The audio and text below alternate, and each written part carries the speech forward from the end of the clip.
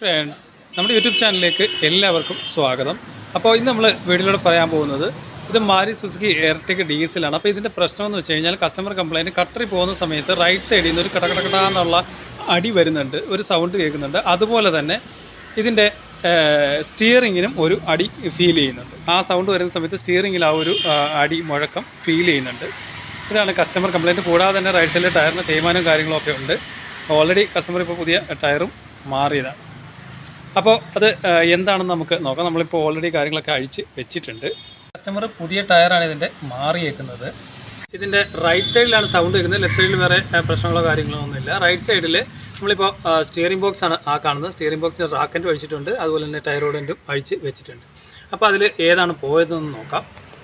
നമ്മളിപ്പോൾ ഇതാണ് ഇതിൻ്റെ റാക്കൻറ്റ് വരുന്നത്, ഇതാണ് ഇതിൻ്റെ ടയർ റോഡൻറ്റ് വരുന്നത്. അപ്പോൾ ടയർ റോഡൻറ്റിനെ നമ്മൾ നോക്കുന്ന സമയത്ത് വേറെ പ്രശ്നങ്ങളോ കാര്യങ്ങളോ ഒന്നുമില്ല. ടയർ റോഡൻറ്റ് ടൈറ്റും കാര്യങ്ങളുണ്ട്, അതുപോലെ തന്നെ പ്ലേയോ കാര്യങ്ങളോ ഒന്നുമില്ല, പ്രസ് ചെയ്യുമ്പോഴില്ല. അതുപോലെ തന്നെ നമ്മൾ വലിക്കുന്ന സമയത്തും ടയർ റോഡൻറ്റിന് പ്ലേയോ കാര്യങ്ങളോ ഒന്നുമില്ല. പക്ഷേ ഇതിൻ്റെ പ്രശ്നം എന്ന് വെച്ച് കഴിഞ്ഞാൽ ഇതിൻ്റെ റാക്കൻ്റാണ് പ്രശ്നം വന്നേക്കുന്നത്. ഇത് നമ്മൾ പ്ലേ ചെയ്യുന്ന സമയത്ത് ഇതിൻ്റെ ആ ഇളക്കം നോക്കിക്കഴിഞ്ഞാൽ ടക്ക് ടക്ക് ടക്ക് എന്നുള്ള ആ ഒരു സൗണ്ട് കേൾക്കുന്നത് ഇതിൽ കറക്റ്റ് കിട്ടുമോ എന്നറിയില്ല. കിടക്കുന്നൊരു സൗണ്ട് ഇതിൽ കേൾക്കുന്നുണ്ട്.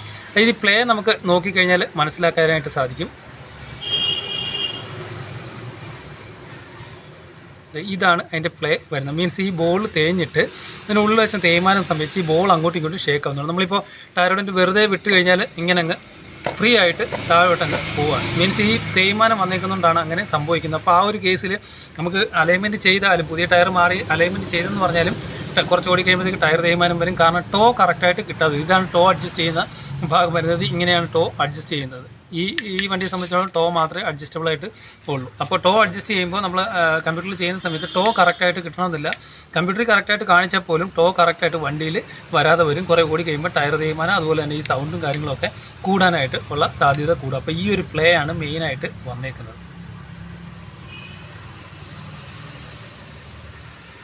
ഈ ഒരു അനക്കം കണ്ടു കഴിഞ്ഞാൽ മനസ്സിലാവും ഇത് ഫ്രീ ആയിട്ടാണ്. അപ്പോൾ നമുക്കിതിൻ്റെ റാക്കൻറ്റ് മാറേണ്ടതായിട്ടുണ്ട്. നമ്മൾ റാക്കൻറ്റ് ഓൾറെഡി മേടിച്ചിട്ടുണ്ട്. അപ്പോൾ അതിൻ്റെ അവസ്ഥ നമുക്ക് നോക്കാം.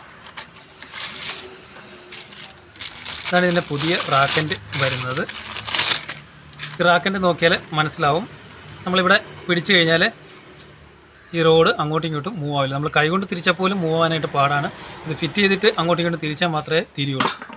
അതേസമയം ഈ റാക്കൻറ്റ് നമ്മൾ നോക്കുമ്പോൾ കൈ ഇട്ട് വിട്ട് കഴിഞ്ഞാൽ ഫ്രീ ആയിട്ട് താഴോട്ട് പോവുകയാണ്. ഓക്കെ. അപ്പോൾ ഈ സ്റ്റിയറിംഗ് സൗണ്ട് വരുന്ന സമയത്ത്, അതുപോലെ തന്നെ ടയറിൻ്റെ ഒരു സൈഡ് കൊണ്ടുള്ള തേയ്മാനം വരുമ്പോൾ കറക്റ്റായിട്ട് റാക്കൻറ്റ് ടയറോഡൻ്റൊക്കെ ഇത് കറക്റ്റായിട്ട് ചെക്ക് ചെയ്ത് വിടുക. ഇതിനെ സംബന്ധിച്ചിടത്തോളം നല്ല രീതിയിൽ ഇതിനുള്ള പ്ലേ ആണ് ഇതിന് ഉള്ളത്. അപ്പോൾ ഇത് നോക്കി കഴിഞ്ഞാൽ മനസ്സിലാവും, നമ്മൾ പിടിച്ചു കഴിഞ്ഞാൽ താഴോട്ട് പോവില്ല. ഇതിൻ്റെ പുതിയ റാക്കൻ്റാണ്. അപ്പോൾ ഇത് നമുക്ക് മാറിവിടേണ്ടതായിട്ട്.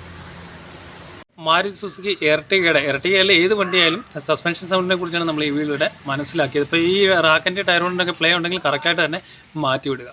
Okay, thank you for watching.